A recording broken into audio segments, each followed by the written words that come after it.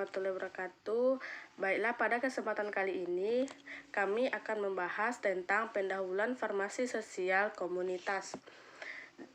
Kelompok kami beranggotakan seperti yang ada pada slide. Baiklah, farmasi sosial komunitas didefinisikan adalah area praktek farmasi di mana obat dan produk kesehatan lainnya dijual atau disediakan langsung kepada masyarakat secara eceran, baik melalui resep maupun tanpa resep dokter. Di Indonesia dikenal dengan nama apotek, merupakan tempat menjual dan kadang-kadang membuat atau meramu obat. Apotek juga merupakan tempat apoteker melakukan praktik profesi farmasi sekaligus menjadi peritel. Apoteker farmasi komunitas merupakan tenaga kesehatan yang paling mudah diakses oleh masyarakat. Farmasi komunitas tidak hanya berfokus pada peracikan dan pendistribusian obat saja, namun juga termasuk mengoptimalkan penggunaan obat, sehingga dapat meningkatkan outcome pasien, dan kedepannya farmasi komunitas diharapkan turut berpartisipasi dalam program pelayanan kesehatan promotif preventif. Untuk penjelasan lainnya akan dijelaskan oleh rekan-rekan saya. Baiklah, selanjutnya kegiatan utama apoteker komunitas meliputi yang pertama, menginformasikan profesi perawatan dan kesehatan apoteker dapat mengkomunikasi dan memelihara informasi tentang semua obat-obatan dan terutama pada obat-obat baru. Diperkenalkan memberikan informasi ini untuk profesional perawatan kesehatan lainnya dan pasien, dan menggunakan dalam mempromosikan penggunaan obat rasional dengan memberikan saran dan penjelasan ke dokter dan anggota masyarakat. Yang kedua, promosi kesehatan apoteker dapat kesehatan bagian dan kampanye profesi kesehatan lokal dan kesehatan pada berbagai topik yang berhubungan dengan kesehatan, dan terutama pada topik terkait obat atau topik yang bersangkutan dengan masalah kesehatan lainnya dan keluarga berencana. Mereka juga dapat mengambil bagian dalam pendidikan kelompok lokal, dalam promosi kesehatan dan kampanye pencegahan penyakit. Yang ketiga, layanan rumah tangga di sejumlah negara. Apoteker, penasehat, serta layanan pasokan untuk rumah hunian untuk orang tua dan jangka panjang lainnya. Di samping itu juga harus mengetahui tentang yang pertama, bagaimana obat diminum atau cara penggunaan. Kedua, bagaimana reaksi samping obat. Ketiga, bagaimana stabilitas obat pada berbagai kondisi. Dan yang keempat, toksisitas dan dosis obat serta rute penggunaan obat. Selanjutnya ada kegiatan utama apoteker komunitas. Kegiatan utama apoteker komunitas itu meliputi 1. Pengolahan resep. Apoteker memverifikasi legalitas, keamanan, dan ketepatan urusan resep, memeriksa obat catatan pasien sebelum mengeluarkan resep, memastikan bahwa jumlah obat yang dibagikan secara akurat, dan memutuskan apakah obat harus diserahkan kepada pasien. Yang kedua ada perakatan pasien atau farmasi klinis. Apoteker berusaha untuk mengumpulkan dan mengintegrasikan informasi tentang sejarah obat pasien, memperjelas pemahaman pasien dari regimen dosis yang dimaksudkan, dan metode administrasi. Selanjutnya ada pemantauan pemanfaatan obat. Apoteker dapat berpartisipasi dalam pengaturan untuk memantau bermanfaatnya obat, seperti proyek-proyek penelitian dan KEMA yang menganalisis resep untuk pemantauan reaksi yang merugikan.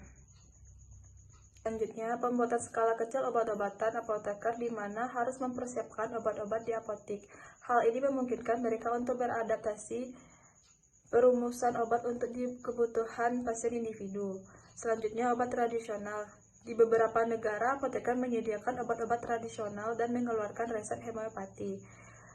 Kemudian, menanggapi gejala penyakit ringan, apoteker menerima permintaan dari anggota untuk saran dari berbagai gejala yang ditujukan. Mengucup ada pertanyaan ke dokter. Jika gejala-gejala berhubungan dengan penyakit ringan membatasi diri, apoteker dapat menyediakan obat dan resep dengan sarana untuk berkonsultasi dengan praktisme. Disajikan gejala bertahan lebih lama dari beberapa hari. Farmasi komunitas, layanan farmasi komunitas dengan konsep pharmaceutical care. Untuk peranan apoteker di farmasi komunitas, diantaranya meliputi 1. Tanggung jawab pada obat yang tertulis pada resep. Saat ini, pelayanan yang paling utama dari peran apoteker adalah informasi. Informasi tentang obat yang seringkali diperlukan dan dibutuhkan oleh pasien. Untuk memberikan informasi yang benar tentang obat, seorang apoteker harus selalu berada di TKP atau tempat kegiatan penjualan dan pelayanan. 2. Tanggung jawab terhadap penjualan obat bebas. Tanggung jawab apoteker juga penting dalam kasus swamedikasi atau pengobatan sendiri atau juga penggunaan obat tanpa resep. Apoteker wajib menasihati pasien, mengarahkan pasien, misalnya, apakah obat yang dipilih pasien itu cocok atau sesuai, atau pasien sebaiknya berkonsultasi dulu dengan dokter tentang penyakit dan obat yang sesuai. Selanjutnya yaitu fungsi apotek. 1. Tempat pengabdian profesi seorang apoteker yang telah mengucap sumpah jabatan. 2. Sarana farmasi untuk melaksanakan peracikan, pengubahan bentuk, pencampuran, dan penyerahan obat atau bahan obat. 3.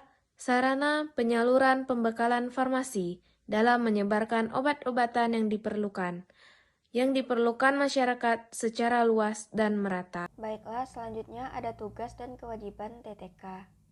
Yang pertama, pelayanan obat bebas dan resep. Yang kedua, menyusun buku defekta dan update harga obat setiap hari. Yang ketiga, pencatatan dan pelaporan. Selanjutnya, ruang lingkup apotik. Yang pertama, pengelolaan sediaan farmasi, alat kesehatan, dan bahan medis habis pakai. Yang kedua, pelayanan farmasi klinis. Nah, selanjutnya ada farmasi sosial. Farmasi sosial adalah disiplin, yaitu ilmu farmasi yang dikendalikan oleh kebutuhan sosial dan lebih fokus pada masyarakat secara keseluruhan. Farmasi sosial adalah subjek yang interdisipliner yang membantu untuk mengerti interaksi antara obat dengan masyarakat. Selanjutnya akan dijelaskan oleh rekan saya. Baiklah, selanjutnya ditetapkan standar pelayanan kefarmasian, bertujuan untuk digunakan sebagai pedoman oleh apoteker dalam menjalankan praktek keprofesiannya, memberikan perlindungan kepada masyarakat dari pelayanan yang tidak profesional, serta melindungi profesi dalam menjalankan praktek. Apoteker dituntut untuk melakukan pelayanan kefarmasian yang bertanggung jawab dan profesional, sehingga tujuan pengobatan pasien dapat tercapai dan kualitas hidup pasien meningkat. Pelayanan informasi obat merupakan suatu pelayanan kefarmasian oleh apoteker, di mana apoteker harus dapat memberikan keterangan atau informasi secara tepat dan jelas kepada pasien, sehingga tujuan pengobatan dapat tercapai. Definisi lain menyebutkan bahwa farmasi sosial merupakan hibrida ilmu kefarmasian, bergerak atau berkembang di atas landasan teori serta metodologi ilmu sosial dan perilaku atau social and behavior untuk mengungkap masalah-masalah farmasi praktis. Dalam hal ini, disiplin ilmu-ilmu yang terkait antara lain politik, komunikasi, psikologi, sosiologi, pendidikan, farmasi praktis, ekonomi, manajemen, sejarah, dan antropologi. Perkembangan farmasi sosial dipicu oleh adanya perubahan konsep pola penyakit dan penata laksanaan ke pola hidup sehat dan promosi kesehatan dalam rangka menyambut dan menyesuaikan perubahan tersebut. Farmasi sosial juga bergeser dari konsep biopatologi ke sosiopatologi. Dalam hal ini, farmasi sosial menyarankan 4 bidang yang dilaksanakan. Yang pertama itu hubungan antara disiplin ilmu, yang kedua profesionalisation, yang ketiga efisiensi dan efektivitas, dan yang terakhir pendidikan dan komunikasi. Itulah materi yang dapat saya bacakan. Selanjutnya kembali ke moderator.